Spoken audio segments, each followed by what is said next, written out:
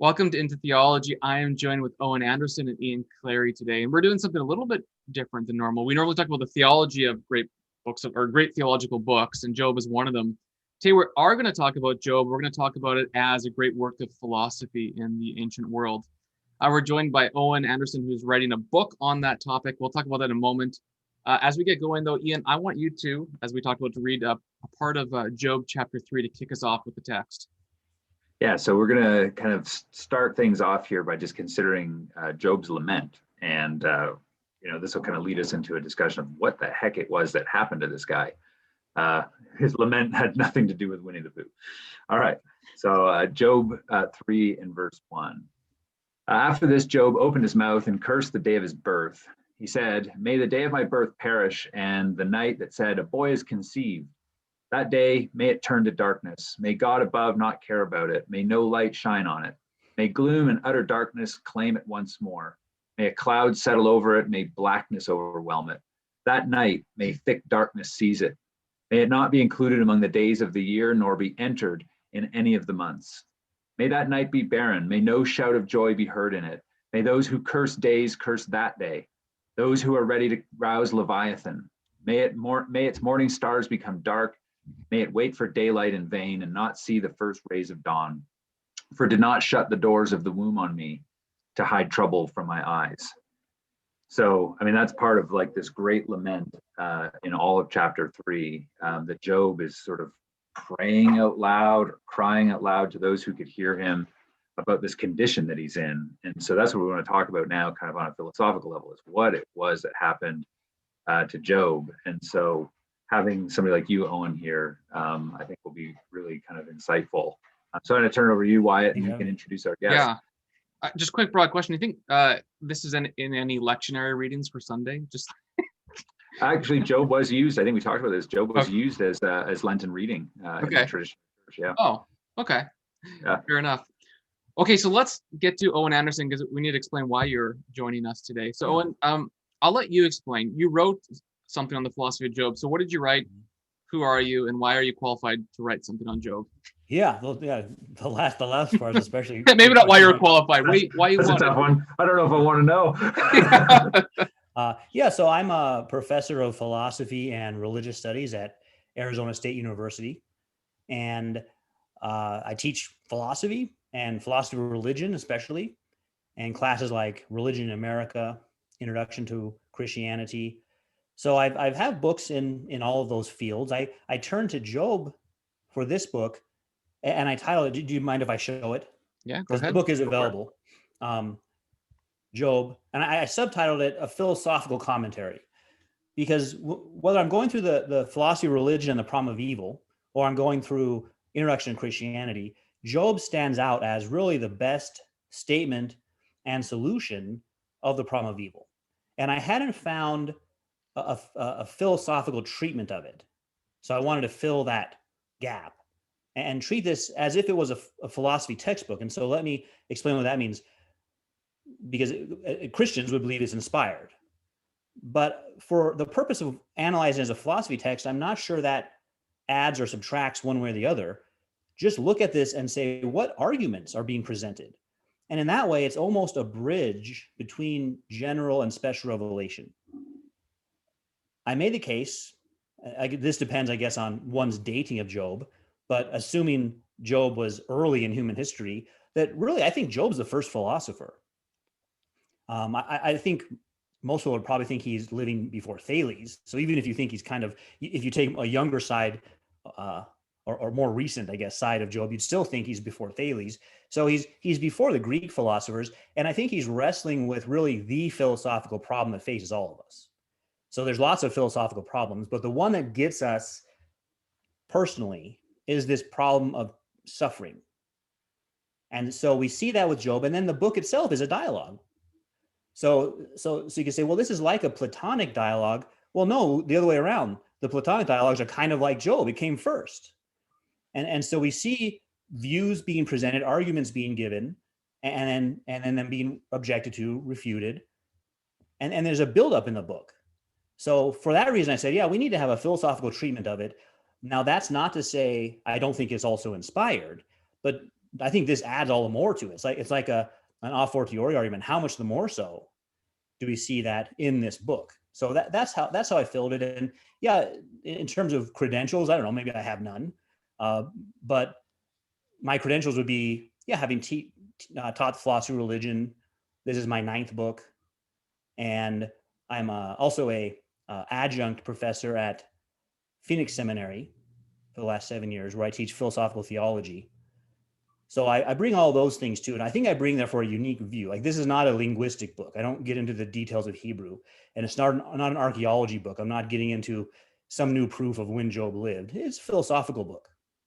So it's well within my area of specialization. It's interesting too to further kind of draw some of those connections when you think of its high literary quality as almost very poetic. And then you relate that to somebody like Plato, right, where his dialogues have such a high literary quality to them. And then you kind of go down through the modern period and you just see the relationship between philosophy and literature. You know, Iris Murdoch might be somebody that you might think of, or even, the existentialists like Sartre, who's there, these Kierkegaard writing novels in some senses, plays, poetry that's deeply philosophical. So you can see a further connection there too. Yeah. Well, and you'd asked about the publisher.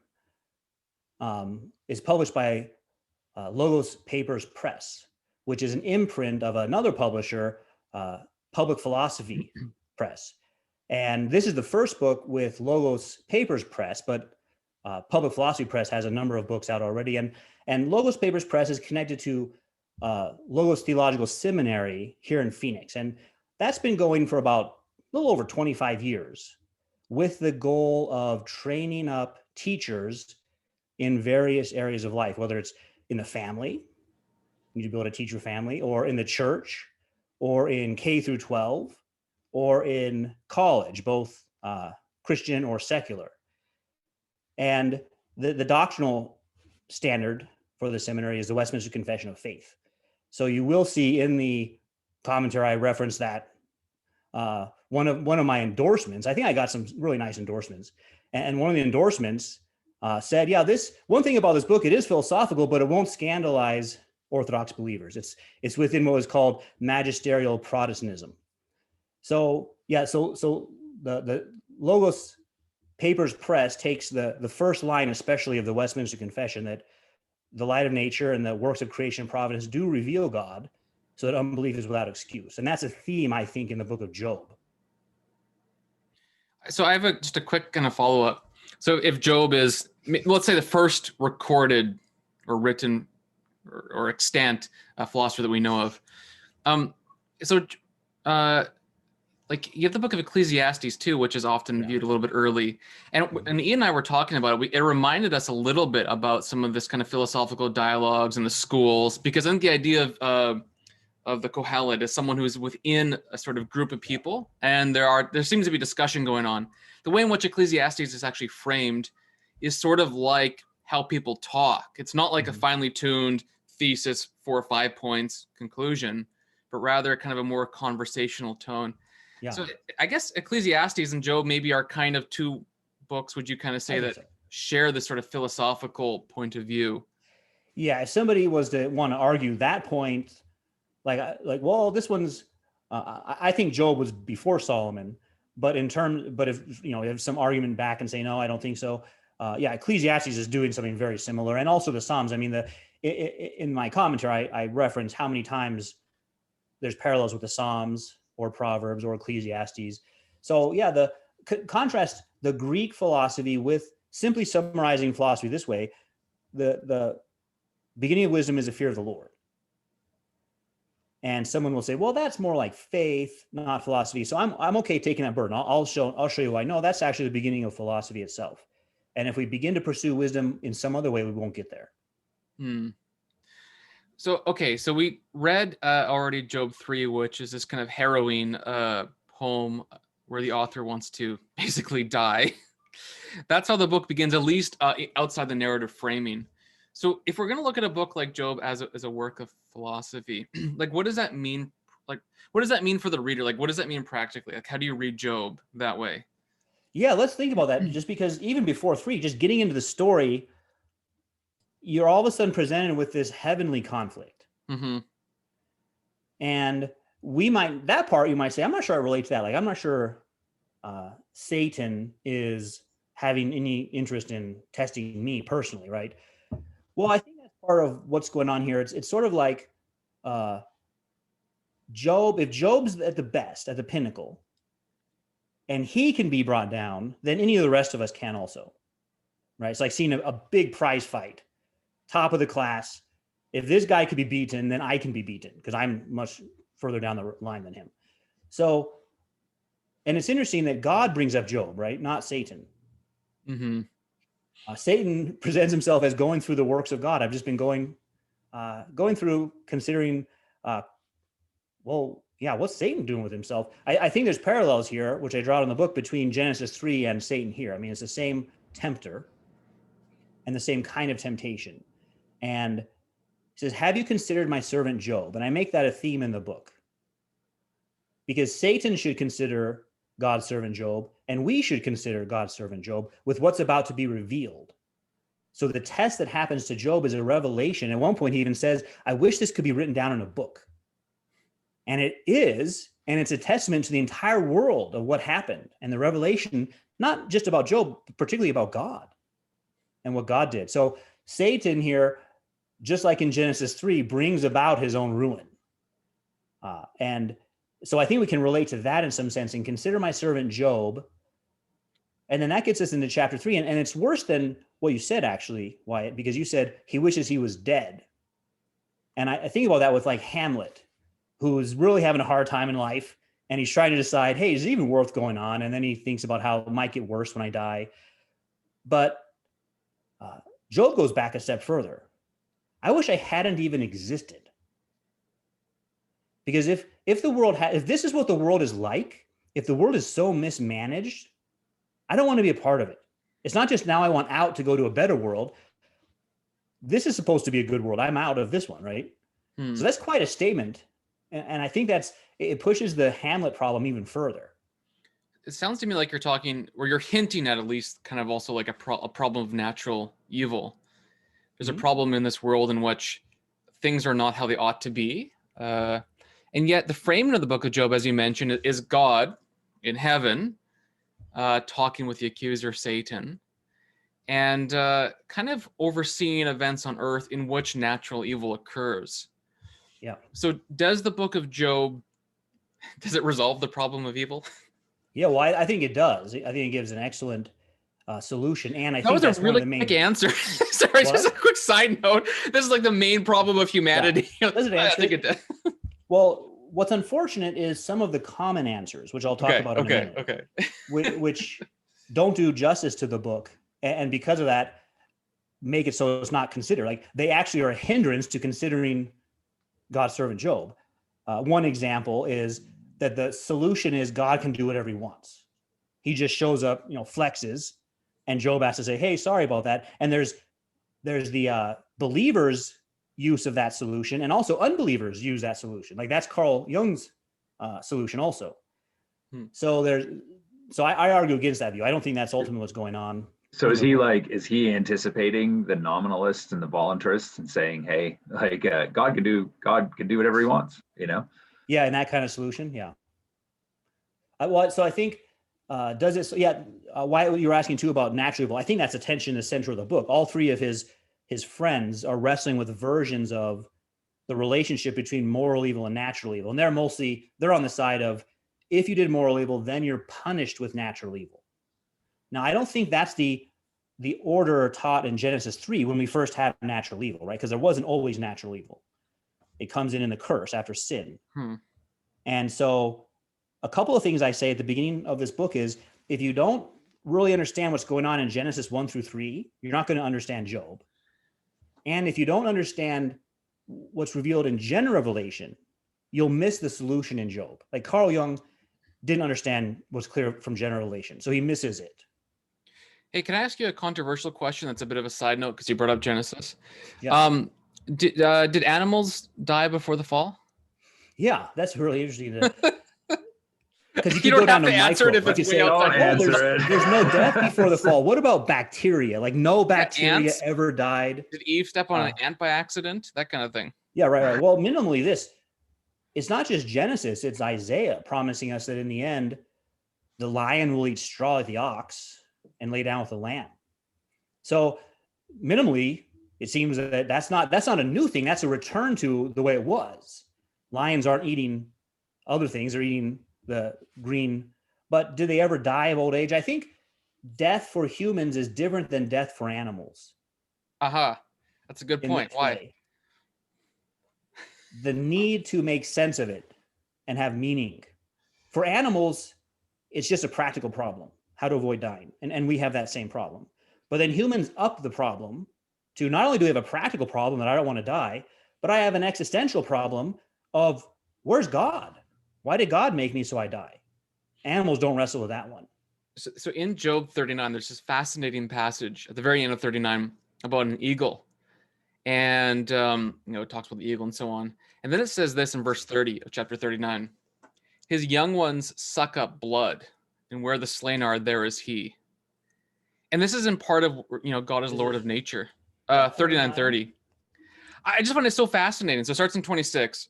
Is it by your understanding that the hawk soars and spreads his wings above the south? Is it at your command that the eagle mounts up and makes his nest on high? On the rock he dwells and makes his home, on the rocky crag and stronghold. From there he spies out the prey, his eyes behold it from far away. His young ones suck up blood, and where the slain are, there is he. So you have this fascinating passage about God as Lord of nature, Elihu kind of builds up to it. And insofar as he is, you have this almost a positive view of animals eating animals, which is, I wouldn't read that as a comment about creation. Genesis 2.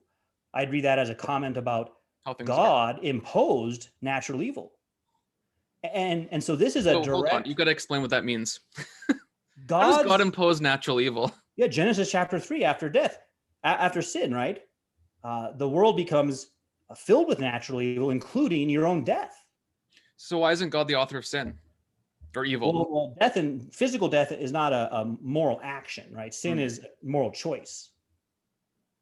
So in 2006, there was a tsunami in the Southeast Asia. I think it was 2006. And I'm going to get all the facts wrong, so sorry, but it's just... That's okay. Something like 500,000. This is going to be so that's really common Voltaire's for me. Lisbon, a version of Voltaire's Lisbon. But something like 500,000, I think, people die. Is an extreme tragedy. That would be natural evil, but that's not moral evil. Is that the distinction you're making? Right. Yeah. Tsunami is not, unless maybe there's some people who say tsunamis are caused by human pollution. Tsunamis aren't, or you believe there's the government has satellites that can shoot laser beams and heat up the water. Otherwise, no one thinks that humans morally cause tsunamis on each other. But that's the problem that God does. So I mentioned Carl Jung, for example. He's a Gnostic. And so what the polytheists and the Gnostics do is they say the God of Genesis is the evil God. Mm-hmm. He's the God who imposed death on the world. And if you listen to the God of enlightenment, Lucifer, he'll free you from the God of death. Right? But Genesis 3 is pretty direct. God imposes death on the world. I like the God, Lucifer, light, and then enlightenment. That's how he presented. Carl Jung's commentary, that's how he presents. He says, interesting. He says explicitly that the second son of Yahweh is teaching the older son how to instruct Yahweh. And Yahweh is learning lessons through the book of Job. So that's the Hermetic or occult tradition. Lucifer, the second son, is actually helping both Christ and God, the Father, learn things. And that's all, but that's all part of the solution that they're giving, right? Because what they're saying is God would never be involved with natural evil. But that's not what we're seeing in Scripture. And I think it's consistent with the nature of God as well, God, the role of natural evil in Genesis 3 is not as a punishment. It's as a call to stop and think. And how we know it's not a punishment is that there's also the promise of the seed of the woman who will be the one who ends evil.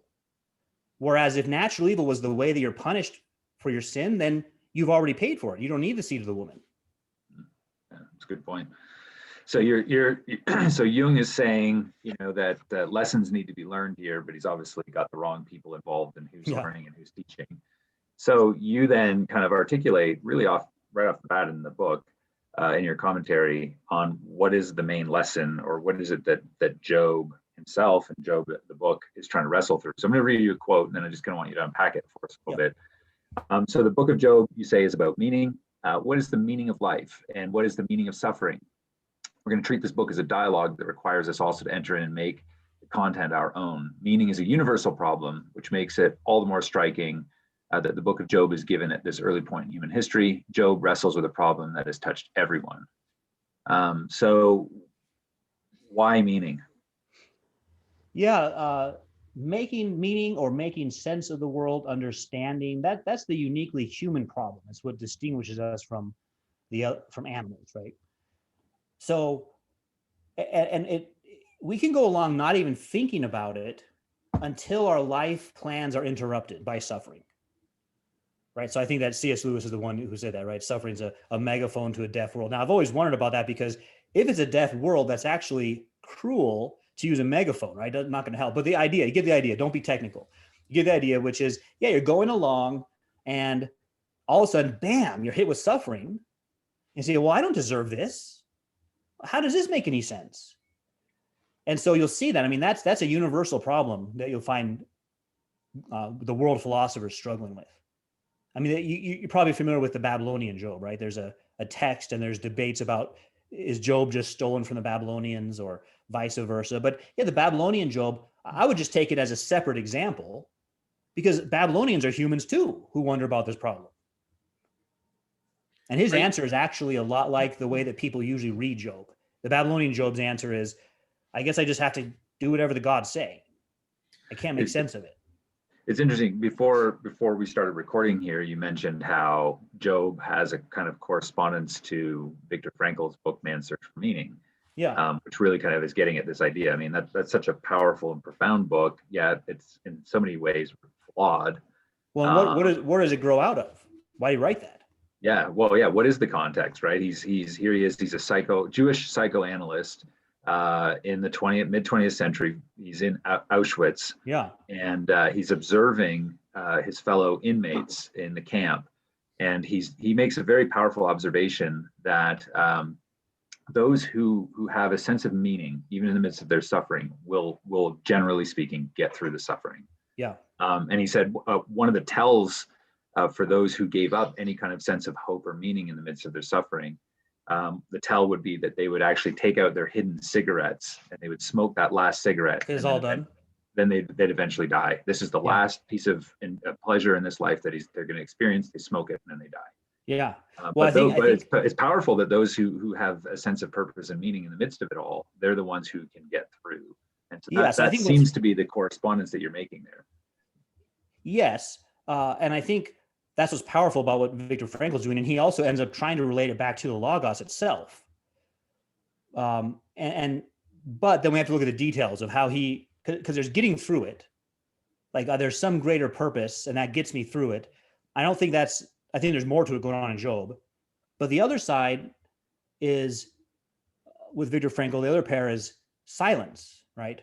The poem Night, and just saying, in the face of suffering, we have nothing to say. And so there's these two extremes, right? Of try to find a purpose or just be silent. And in a way, what I'm suggesting is a little different than just find a purpose. It's we have to make sense of it in light of what we're told about God. And Job says something like that in a few places. In chapter 7, he says something like that when he says, why does God care about what I do? Why does God care if I sin? It doesn't hurt God. So what's God's thing about making sure I'm not sinning? Like, he doesn't have anything better to do. Of course he has better things to do than that. And then later he'll say, I want to know the meaning of this. So it's not simply pressing his case to prove he's innocent, but making sense of, is the world fundamentally mismanaged, or can we make sense of it somehow? And if we can't make sense of it, what's the purpose of existing at all? So if I could kind of try to say things, maybe my own words. The way in which Job answers this sort of problem of evil is almost to tell us that suffering leads to meaning creation, the significance to understanding. suffering is a way in which we're communicated with to wake up to something that's beyond our kind of horizon of regular understanding.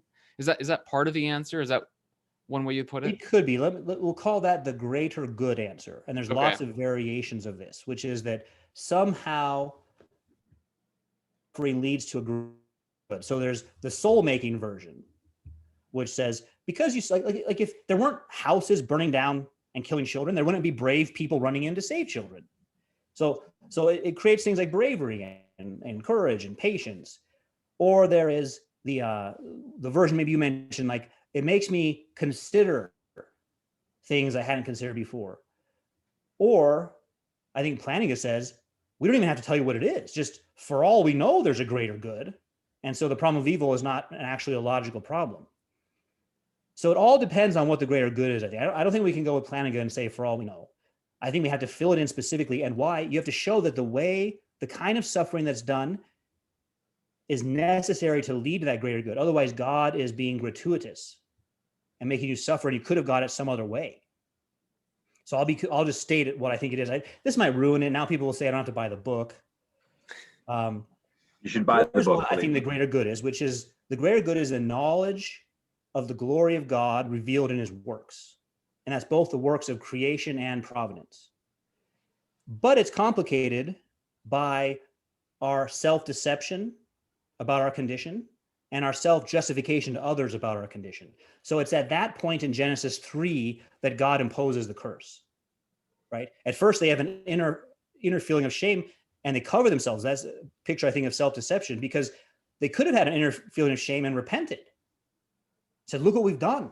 Forgive us. And they didn't repent. They covered it up. And then they get another chance. God asks them a question.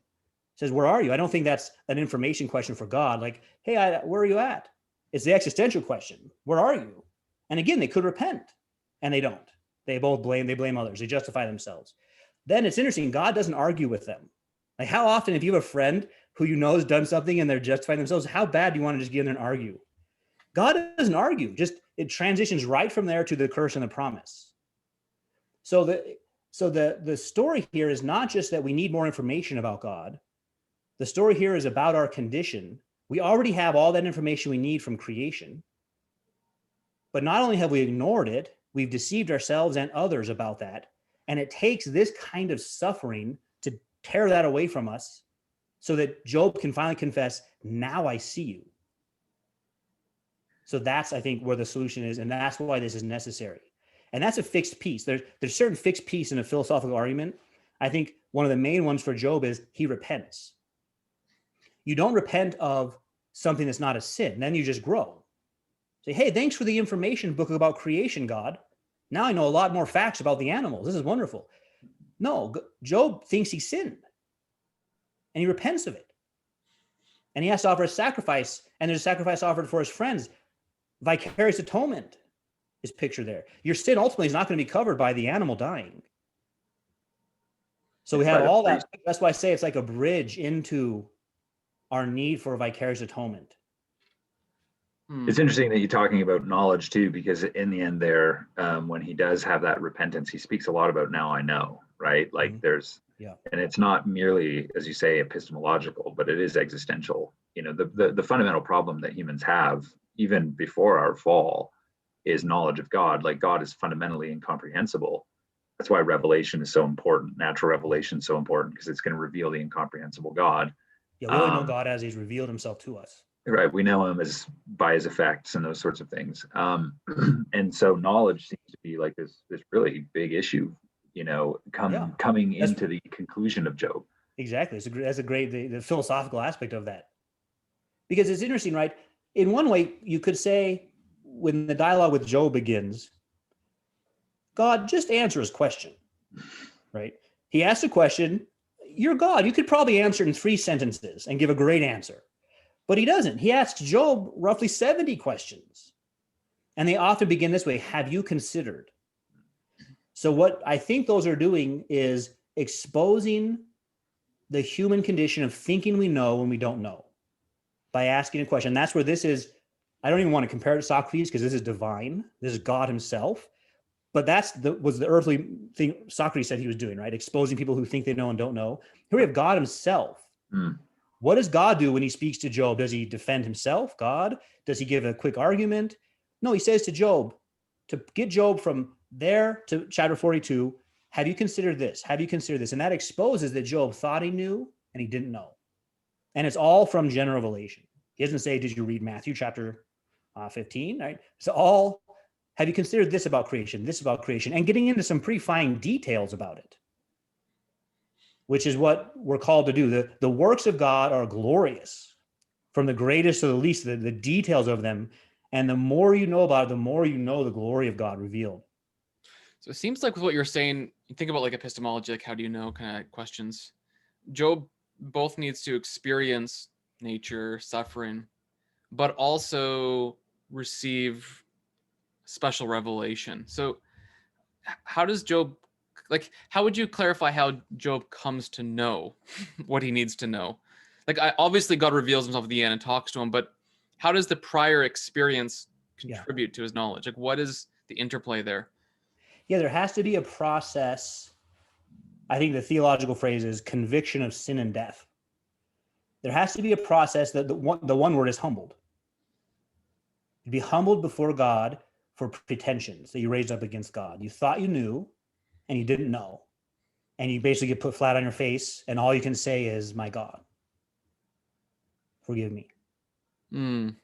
So this is what true wisdom really is then. That'd be the beginning of wisdom, that fear of God, where that's the awe, the fear of God is the beginning of wisdom. So we talked, I think before we started recording, we were talking about, well, isn't Ecclesiastes philosophical too? Yeah, right. That's, wisdom doesn't begin by questioning material causes like the first Greek philosophers. It begins in the fear of God. And that's not, and someone say, well, no, now you're jumping to scripture. No, that's a general revelation truth. You could show from general revelation. The light of nature shows that. It's interesting. Job 28 ends, the last verse. And he said to man, behold, the fear of the Lord, that is wisdom. Yeah. And to turn away from evil is understanding. So wisdom and understanding are there. Fear of the Lord is there. Mm-hmm. And if you think of Job 28 maybe as an interpretive guide to understanding Job, at least to some degree, maybe that chapter of Job 28 then clarifies what it is that Job comes to see, namely the fear of the Lord, wisdom, understanding. I think so. But the how is important though still, because maybe even Jung would say that in this sense. He thinks of fear as just craven fear. And you come to realize God's omnipotent. He could crush me. I better shut my mouth. And that's not what's going on here, because before God speaks, Job and his friends all affirm the omnipotence of God. That's not some new revelation that God gives them. And they all affirm, they all go to creation and talk about creation. So none of those things are new. The fear of God comes in the realization of your own condition before God. It's just punishment of that condition is fearful. It's relative to the feeling of the sublime in a sense. Yeah, you're struck by that, the sublimity of God. But I would want to make sure we don't shift to just a non-cognitive thing, because sometimes the sublime or awe could just be a sensation, like a Schleiermacher, wow, I'm dependent. But I think this is a cognitive answer, giving truths about God that can be demonstrated and that you have no excuse for rejecting them. I'm thinking of it in terms of like, out here in Colorado, you climb a 14er, you're up 14,000 feet above sea level, you're looking across this massive mountain range that's just surrounding you and you're just awestruck by it. And you have this sense of like your own insignificance. And that's permeating that. And I take that as that's God's natural revelation. That's God actually showing him his own immensity, showing us his own immensity. And we have this feeling of our own significance for the natural world, where if we're reading natural revelation rightly, then that's actually showing us that God is immense. I'm actually really insignificant. And what it does is it has this effect of, just like you're drawn further into nature, there's this, you see shirts all over the place and bumper stickers, the mountains are calling and I must go. There's just something compelling you out there. It's the same thing with God. It's like you see him in his immensity.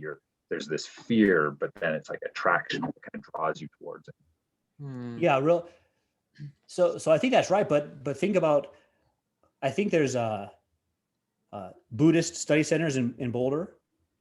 So they would probably be able to quote. Yeah, exactly it's called Naropa University in Boulder. Yeah, they'd be able to quote exactly what you just said and say, I agree to that. That's what the Buddha taught. So it's not just that I'm insignificant, which is true in terms of the immensity of things, but it's also that I'm made in the image of God and I've rejected God. So I'd add, the Buddhist won't be able to say that. I've rejected God. I'm guilty. I have no excuse for what I've done. And so the book of Job is a story of what does it take to get a person who is otherwise blameless. He's not a notorious sinner. He's upstanding, but blameless, I don't take that to mean sinless. I think it's like, it's mentioned that way about elders. Elders need to be blameless. No one thinks your church elders are without original sin, have no sin, right? So you don't have anyone in society who could blame you for something, but you're still a sinner in the same respect we're all sinners. And the book of Job shows how much humans resist hearing that. Because Job could have heard it back in the first chapters and said, yeah, now I see it. And he resisted it. He resisted it against his friends, even though they're wrong, against Elihu. And you might want to ask me about that, because I think I view Elihu positively. And then he has to have God himself ask him 70 questions before he repents. And this is the best among us. So we should be humbled by that fact to say, man, if that scares me. If that's what it takes Job, I better learn from reading about Job, not the way Job learned. Oh, and I have a question for you. Yeah. Is Elihu good? Yeah. Well, I wondered about, when I've gone through this material with seminary students, and they're usually are somewhat surprised. I take this view. I basically say he's preparing the way, which is a reference to Isaiah and John the Baptist. That's not unique. You see that in Calvin. You'll see that in Joseph Carroll, who was one of the Westminster Divines, wrote a very long commentary. And then Matthew Henry, which is more popularizer. If I mention Matthew Henry among seminary students, they roll their eyes. It's like, come on, he's still got some good stuff in there. Oh, Matthew Henry's incredible. What the benefit of Matthew Henry's commentary is that he takes the whole Puritan tradition. He comes right at the end of the Puritan tradition. He takes the whole thing and synthesizes it to a commentary. He's great. So you don't get. Oh, he's incredible. So my view of Elihu is just that one, right? And Matthew Henry's the one who uses the phrase "the light of nature" about Job, and that Job's called to reflect on the light of nature. So in that sense, I feel confident being what, like I said earlier, was called the magisterial Protestant tradition. It's not, I wouldn't take credit and say, hey, I figured these things out. But so I think Elihu's preparing the way. He's not one of the three friends. They're just wrong. They have this equation. If you're suffering, you sinned. And Job gives great counter arguments against that to show how, no, there's a lot of people who sin and they don't suffer at all. And there's no like, oh, I hadn't thought about that. Really? You hadn't thought about that? But then Elihu comes in and he doesn't accuse Job of that. Because those guys actually accuse Job of some really gross things, if you pay attention to the details. They accuse him of worshiping the moon. You catch that in the details? Being an idolater. And it's curious, if this is early in human history, think about that. If it's early in human history, and there's still a tendency to lean towards belief in God the Creator because of early events in human history, then the worship of the moon might have been somewhat of a new introduction, like a new fad. Like, hey, let's worship the moon. This is hype. This is not essential to Joel. I'm just telling you this could be what's going on. So they're saying, you've been caught up in one of these new heterodox teachings, right, about God, and you worship the moon. Because for us reading it in the 21st century, we're thinking that's an ancient problem, but that might have been like a new, fresh problem. I'd be curious to know how new that would be. The way I read Genesis 1, when Moses is describing, God as, the creator of all of these things in the sky, he's asserting that God is sovereign over those things, which would have been the gods of the sun, the moon, and the stars, are these divine beings. I think it explains, the weird parts of Psalm 121, where it's like, the moon's not going to strike you by night. Like, why would the moon strike me by night? And it's like, oh, it's because these are divine figures that are hostile to us. I think it's there. In Genesis so that's why I said I don't want this. The things I've said before this are more important to pin on this. But if Job was written by Moses about a real historical character who lived just before Abraham, and the reason why I'd say that is because there's no mention of the children of Abraham, of anybody, the nation of Israel. There's no mention of the people of God. They're just people. So if it's written by Moses about a guy just before Abraham, then that's just right after Babel, pretty significant judgment of God on the world, and maybe still in people's minds. But, and I think that's one of the Jewish traditions, written by Moses when his time in the desert, about not one of the children of Israel, so someone just before that happened. But if someone contended with that and said, no, here's this evidence, here's that evidence, I don't think that actually changes the things I've said though about the content of the book. Yeah, because there's a universal quality to this, Mhm. as you even note in the book. So you're talking a lot. I mean, your own background, you've published in natural law. I think a couple of books on the natural law. I say natural law, natural theology. I jokingly say that I'm the ASU chair of natural theology. There's no such chair, but if there was, I would want But it. nobody else wants it anyway, so why not give it to you? So what is that? What is the role then? We kind of alluded to it a few times already, but what is the role of nature? What is it that Job, what does he know, and what are the limits of his knowledge at this point when it comes to nature? Yeah, let me give just a quick example.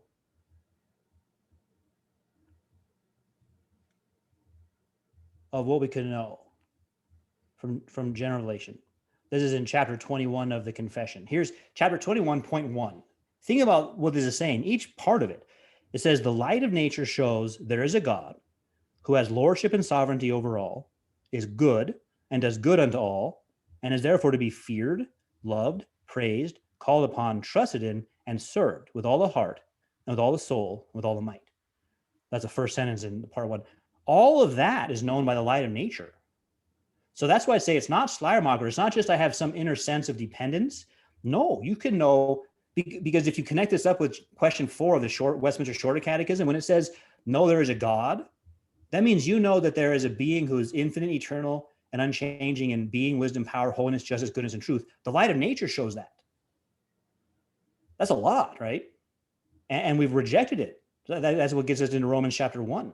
We've turned our back on that. We haven't paid attention to it. So the book of Job is answering the question, what's it going to take to get even the blameless to turn back? So here's a quick question for you on that. So if you're a Christian, you have not rejected the light of nature anymore. Well, that's a good question. Okay. Well, You presumably can be saved by the skin of your teeth, so to speak. Yeah. But I mean, if you're transformed, if you're regenerated, if you have a renewed mind, ideally, you can see nature better. You should. Yeah, but I guess that maybe there's an important distinction hinging here on between justification and sanctification. I'm not bringing anyone's justification into question, but you could be justified and you don't really get much of the Bible at all. So too, you could be justified. You don't really get creation at all. But you have it. You just have it. Repented of not having done that. Right. So I guess that could be part of your repentance is forgive me, just like Job prays. I repent for not having seen you. So, but I think that changes. So if someone reads Job before faith, I think that might change how they understand and read the book and the Enlightenment. But if someone reads Job after being a Christian for 60 years, there's a different kind of reflection that goes into it, I would imagine. Oh, yeah. Because I think, ideally, if you're a Christian for 60 years, you're able to discern nature to a fairly adequate degree. You'd hope so, yeah. Yeah, so I'm just curious, like just going back to this question of the light of nature. I mean, that's a big Westminster term as well. Mm-hmm. How does that, just more practically abstracting from Job, as a Christian, how do we understand the light of nature? How does that change the way we view things, from suffering to even the good, to a great sunset, to beauty? Like, what's the difference between before faith and after faith and how we enjoy nature? Yeah, and incidentally, John Fesco is one of my persons who endorsed the book, and he just came out with a work on the light of nature. I've read the Apologetics book, right? Right, yeah. Yeah, it's good. Reforming Apologetics.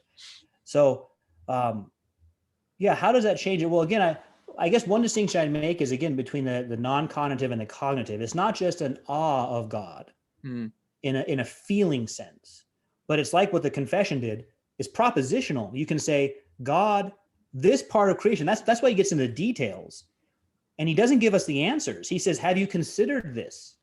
And so when you're asking about the eagle, we'll fill it in. And what does that tell us about God, right? Give the answers. It's in details. It's not just a feeling or a sense of enlightenment, but you should be able to tell us something here about God. I mean, make an analogy to a human romantic relationship, because we see that analogy in the prophets. I don't think a Valentine, they don't want a general card that says, hey, happy Valentine's Day. When I'm around you, I have a happy feeling. They want details about why you like them, right? Your eyes this and your hair that, right? And so that's how love is. If you love God, you Your know the mustache details. that.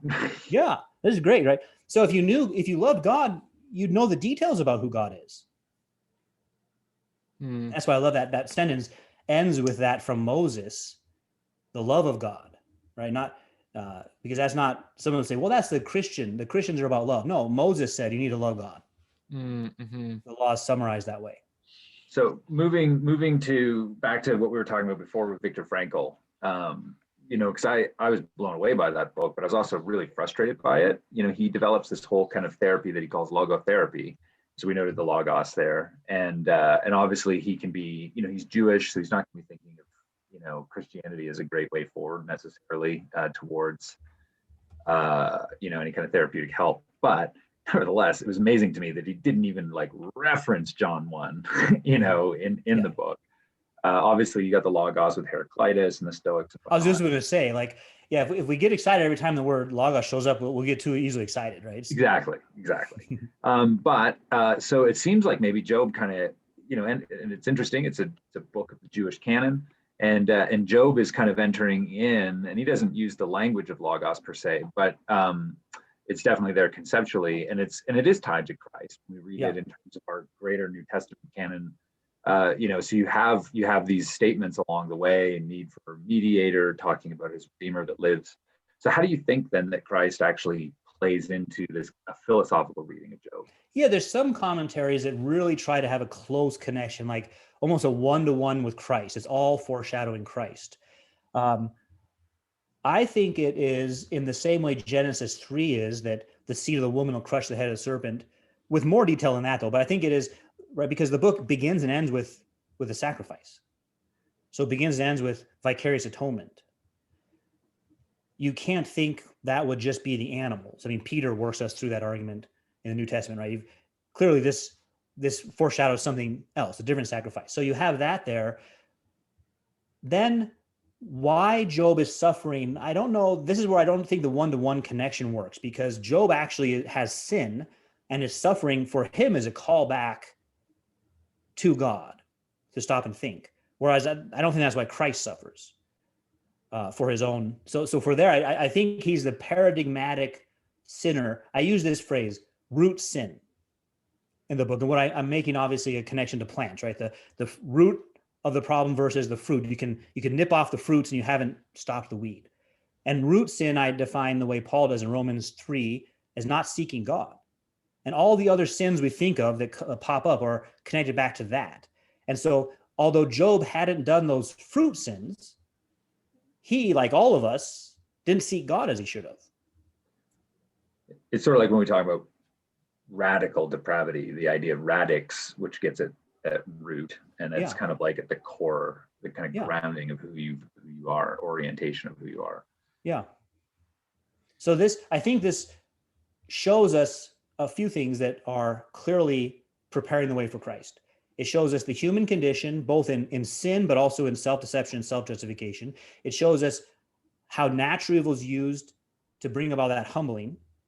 And it shows us the need for a sacrifice in our place, because Job doesn't end with his repentance. It's not enough to say, hey, I'm sorry, I'll start doing the right thing. There's a sacrifice that has to be given. Another has to die in your place. So Job teaches that very directly. So Owen, I think this might be a good place. That's kind of a good thing to bring up today before tomorrow. Today's for people listening maybe later. Tomorrow's Good Friday. That's true. It'll be a Good Friday. As we kind of close down, tell me about your book. Like, how can someone purchase 10 for their church library and give? How do they do that? Where do they buy? Is it out yet? When does it come out? Yeah, it's on Amazon, Barnes and Noble, in hardback. I think there's going to be an ebook also, but I kind of like having the actual book. Right? Agreed. There. So yeah, it's available right now. You can go on there and you can get a copy. And I heard, did I hear something? Were you telling me, Ian, that CCU's buying multiple copies? No, that was a rumor. Yeah, well, I'll be sure to make sure the library gets. Yeah. And on that note, who should read your book? Like, if someone's listening, like, hey, I like the book of Job, Ian and I have talked about the theology a bit. We're learning about the philosophy of it now, which I know overlaps. I'm not trying to say they're exactly as hugely different things, but who should read your book? Is it just pastors? Is it like... You made an interesting point earlier, like someone later in life might have a different perspective. I think that would even be true for a non-believer. So when you read an older person, even though they're getting the book wrong, you see a depth of reflection there. However, I wrote my previous books, I would call academic, and they're written for academic audiences mostly. And you'll see that when you get into this kind of technical writing. And I wrote this one on purpose to be more like a Socratic dialogue, to be more interactional with the audience, because I don't want it to be just for seminary students. I think seminary students would benefit from it, but I think anybody who wonders about suffering would benefit from it. And so I tried to write it in a way that's accessible to anybody. You have when I read it, you have a very kind of like direct writing style. It's just kind of like, bam, it's like it's like you're talking right off the page directly to the reader, that you could just feel it. It doesn't have like this kind of like academic quality. You're trying to pull in all these various types of arguments. I didn't want it to be detached. No, it's very direct, and it's just like, and you kind of maintain that right throughout the book. Well, we'll link to it, I think, pretty easily in our kind of show notes and all of that. And so it's fun to talk to you, Owen. I felt Thank you for having me. Yeah, I really liked, I'll kind of summarize it. I really liked how you've described sort of what Job actually learns through the process, or what we ought to learn from reading Job, I guess. That kind of the apocalypse of God, to kind of wake, in the traditional sense of apocalypse, revealing of God, to kind of awaken us to the meaning of suffering and all these sorts of things. I know you defined it, and your book will define it better than I have now. So don't take me as the final word, but listen earlier to what Owen said, and also read the book. So thank you, Owen. Thanks, Ian. We'll see you guys next time.